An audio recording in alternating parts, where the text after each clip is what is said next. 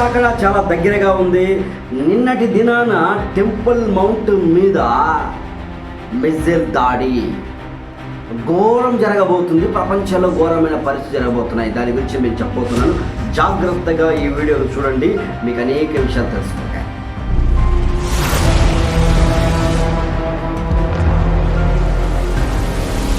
యేసుక్రీస్తు శ్రేష్టమైన నామముపేట మీ అందరికీ నా హృదయపూర్వక వందనాలు. ప్రపంచ పరిణామాలు చాలా ఘోరంగా క్రీస్తు విరోధి పరిపాలన కొరకు ఆసన్నమవుతున్నాయి, త్వరపడిపోతున్నాయి, తొందరపడిపోతున్నాయి. అదే సమయంలో యేసుక్రీస్తు రాకడ కొరకు కూడా ప్రపంచము సిద్ధపడతా ఉంది. ఈ సమయంలో నీవు నేను సిద్ధపడే సమయం ఇది. నిర్లక్ష్యం చేసుకుంటూ మా దేవుడు కాదు యేసు ప్రభు, మాకు అవసరం లేదని చెప్పుకుని ఉన్నావా, నరకములో పడితే మరల రాలేవు. ఇది హెచ్చరిక కాదు, జరుగుతున్న విషయాన్ని చెప్తున్నా. నిన్నటి దినాన, ఈరోజు శనివారం కదా, నిన్నటి దినాన శుక్రవారం, శనివారం యూదులకు విశ్రాంతి దినం. విశ్రాంతి దినమునకు వారు ప్రిపేర్ అవుతున్న సమయమున అప్పటికే చాలా భయంకరమైన మిషన్స్ పడ్డాయి. చాలా ఇల్లు కూలిపోయినాయి. చాలామంది నిరాశ్రయపోయినారు. ఇరాన్ వాళ్ళు చాలా దాడులు చేస్తున్నారు ఇస్రాయల్ మీద, వీళ్ళు వాళ్ళ మీద చేస్తూ ఉన్నాయి. ఇలా జరుగుతూ ఉంది ఘోరంగా. అయితే ఇరాన్ మిసైల్ సడన్గా వచ్చి ఎక్కడ పడిందో తెలుసా అండి? టెంపుల్ మౌంట్కి 400 మీటర్ల దూరంలో పడింది. ఓల్డ్ సిటీలో పడింది. యూదులు ఉండే నివాస స్థలం అక్కడ పడగానే రోడ్డు చల్లాచెదురైపోయింది. చాలా బీభత్సమైన కార్యం జరిగింది. కానీ ప్రాణ నష్టం జరగలేదు. కానీ ఘోరమైన పరిస్థితి ఏంటి అంటే, రాబోయే దినాల్లో టెంపుల్ మౌంట్ మీదనే మిసైల్ దాడి పడుతుంది. పడితే ఏం జరుగుతుంది, అసలు ఎందుకు ఆ మిసైల్ దాడి అక్కడ జరిగింది, ఏ టెంపుల్ మౌంట్కి గోల్డెన్ గేట్కి వాటికి సంబంధం ఏమిటి అనే విషయాలు నేను మీతో పంచుకుంటాను. మొట్టమొదటిగా, ఇశ్రాయేలు దేశంలో ఉన్న వారికి, ముస్లింలకైనా క్రైస్తవులకైనా యూదులకైనా, యూదులు ఆరాధిస్తారు. శుక్రవారం పూట యూదులు ఆరాధించేది అక్కడ. శనివారం వీరు సిద్ధపడుతున్న సమయమున పడిపోయింది. అలా పడినప్పుడు మొత్తం చల్లాచెదరైపోయింది. కొద్దిగా గనక టెంపుల్ మౌంట్ మీద పడితే, ఒకవేళ వెస్ట్రన్ వాల్ మీద పడితే మాత్రము చాలా భీకరంగా ఉండేది. ప్రవచనాలు ఏమైనా ఉన్నాయా? ఎస్, ప్రవచనాలు ఉన్నాయి. మొట్టమొదటిగా ఇశ్రాయేలు మీద దాడి చేసే దాంట్లో పర్షియా దేశం ముందుంటుందని ఎహెజ్కేలు గ్రంథం 38వ అధ్యాయంలో దేవుడు స్పష్టంగా రాయిస్తూ వచ్చాడు. పర్షియా అనగా ఇరాన్, ఇప్పుడు మనం చూస్తున్నది రష్యా. ఈ దేశాలన్నీ కలిసి వచ్చి ఇశ్రాయేల్ మీద ఉంటాయి.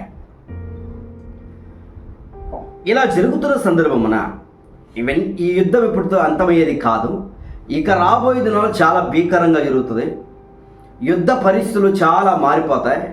మీరు నేను కానీ చాలా కష్టపడే దినాలే ఇవి, మంచి దినాలు కాదు, చాలా భీకరమైన దినాలు. దయచేసి గమనించండి విషయాలు.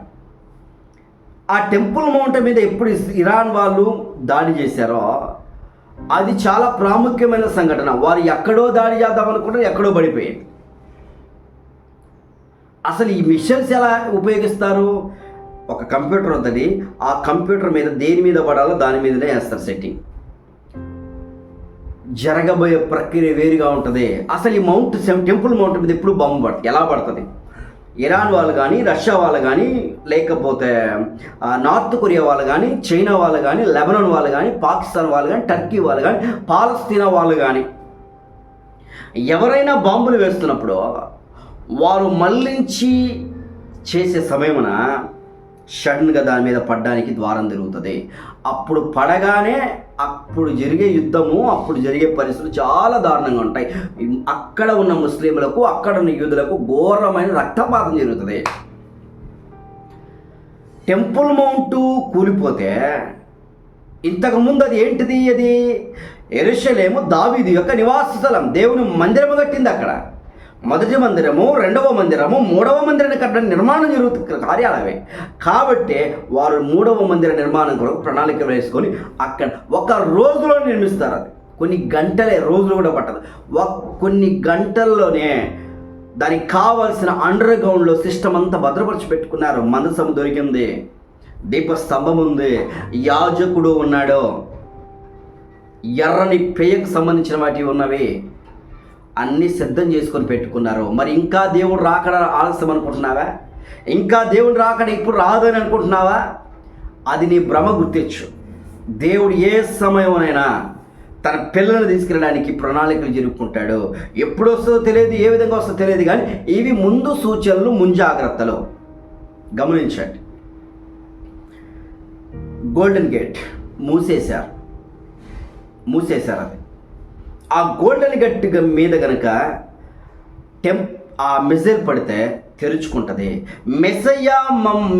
మా మెస్సయ్య ఇక్కడి నుంచే వస్తాడు నే ప్రణాళికలు వేసుకున్నారు. వాళ్ళు అంటున్నారు ఇప్పటికే వాళ్ళు ఏమంటున్నారు తెలుసా? మా మెస్సయ్య సిద్ధమైపోయాడు అనుకుంటున్నారు వాళ్ళు. మా మెస్సయ్య వచ్చేసాడు అనుకుంటున్నారు వాళ్ళు. అన్నీ సిద్ధమైపోయినాయి. మరి ఏంటి ఇంకా దేవుని రాకడ ఆలస్యం? ఎందుకు దేవుని రాకడ ఆలస్యంగా ఉంది తెలుసా? ఇంకా ప్రజలు రక్షించబడలేదు, ఇంకా జనాలు చెబితే మారటం లేదు, ఇంకా మారు మనసు అనుభవం కలిగి ఉండట్లేదు. కారణం బట్టి దేవుడు వెయిట్ చేస్తూ ఉన్నాడు. ఇరాన్ వాళ్ళు సామాన్యంగా తగ్గేవారా? వాళ్ళు దగ్గర చుట్టుపక్కల బరువైన రాయిగా చేస్తానని ఇజ్రాయెల్ గురించి దేవుడు మాట్లాడుతూ వచ్చి, యెరూషలేం గురించి.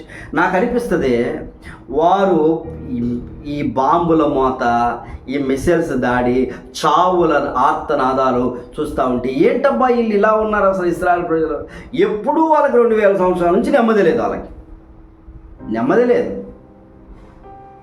కారణం ఏంది? బతికుండడం వాళ్ళ కారణం ఏంటి? అబ్రహాముకు దేవుడు వాగ్దానం చేశాడు ఒకప్పుడు, నీ పిల్లల్ని సంతానం వృద్ధి చేస్తానని. దావీదుకు వాగ్దానం చేసిన నా నిబంధన స్థిరపరుస్తాను, నేను కొట్టి వేడని చెప్పాడు. కాబట్టి వాళ్ళకు నిలబడ్డారు, లేకపోతే ఎప్పుడో తుడిచిపెట్టుకొని వెళ్ళిపోయినారు. దేవుడు ప్రపంచంలో ఉన్న క్రైస్తవులకు అధికారం ఇచ్చే దినాలు ఇవన్నీ. యేసుక్రీస్తు నమ్ముకున్నవారు, కానీ వాళ్ళు యేసును నమ్మలా. కాబట్టి హింసలు, బాధలు, వేదనలు, ఇబ్బందులు. మరి వారి జ్ఞానం ఏంటంటే అంటే దేవుడు వారికి అనుమతి ఇచ్చాడు ఆ జ్ఞానాన్ని. దావీదును బట్టే దావీదు కోట, ఆ మిసైల్స్ ఎక్కడ పడింది? దావీదు కోట, ఓల్డ్ గేట్, ఓల్డ్ ప్లేస్, అక్కడే పడింది మిసైల్. ఇంకా మరి ఎక్కడైనా పడవచ్చు కదా? చాలా చోట్ల పడింది, కానీ అక్కడ పడ్డానికి కారణము ముంగుర్తుగా జరగబోయే సూచనలు మనం చూస్తూ ఉన్నాం.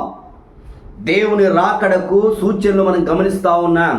ఎత్తబడే గుంపులో ఉన్నవా?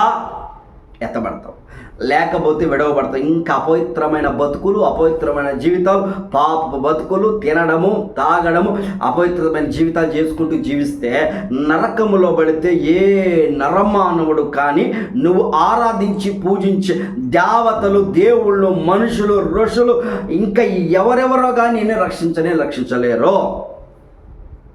కష్టం.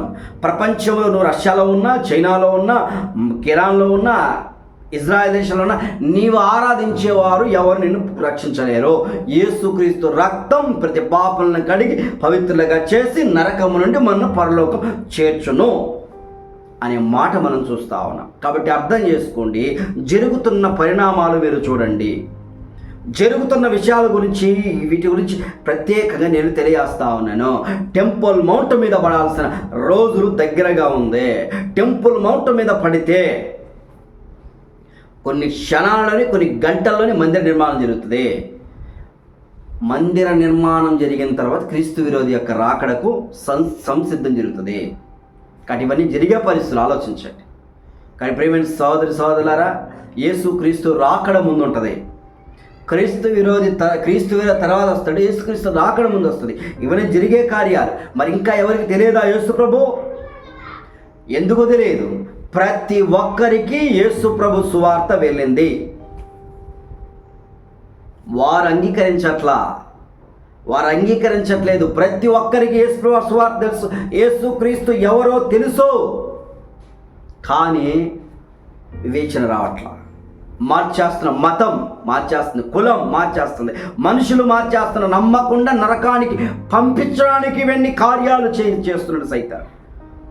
కాబట్టి భారతతో యెరూషలేము గురించి ప్రార్థన చేద్దాం. క్రీస్తు రాకడ కొరకు ప్రార్థన చేద్దాం. నీ రక్షణ గురించి, నీ పక్కన వారి గురించి ప్రార్థన చేయండి, వారిని రక్షణలోకి నడిపించండి. వెళదాం, దేవుని స్వార్థ చేద్దాం, అనేక మంది క్రీస్తు రాజ్య స్థాపన కొరకు ప్రయాసపడదాం. చాలామంది మతోన్మాదులు, క్రీస్తు విరోధులు చాలామంది యేసు ప్రభువుని ఎలా పడితే అలా దూషిస్తారు. ఇప్పుడు కాదు నువ్వు దూషించేది, రేపు దినాన్ని నోరు కుళ్ళిపోయి, నోట్లో నుంచి నాలిక కుళ్ళిపోయి మాట్లాడి, అప్పుడు నీకు దూషించడానికి నీకు చేత కాదు. అంత ఘోరమైన ప్రమాదంలో పడతావు. బైబిల్ చదువు బైబిల్ చదువు. ఏముందో చూడు. అక్కడ ఎవడో రాసిన పుస్తకాలు పట్టుకొని, 4 మాటలు పట్టుకొని, బైబిల్లో ఇది ఉంది, బైబిల్లో బూత్ ఉంది, బైబిల్లో రాత్ ఉంది, బైబిల్లో గోత్ ఉంది, బైబిల్లో ఇది ఉంది అనుకుంటా వచ్చే బ్యాచ్గా ఉండొద్దు. చదువు బైబిల్ని. Read your Bible, by your Bible, follow the rule, follow the Bible. దేవుని ఆరాధించడానికి సిద్ధపడు.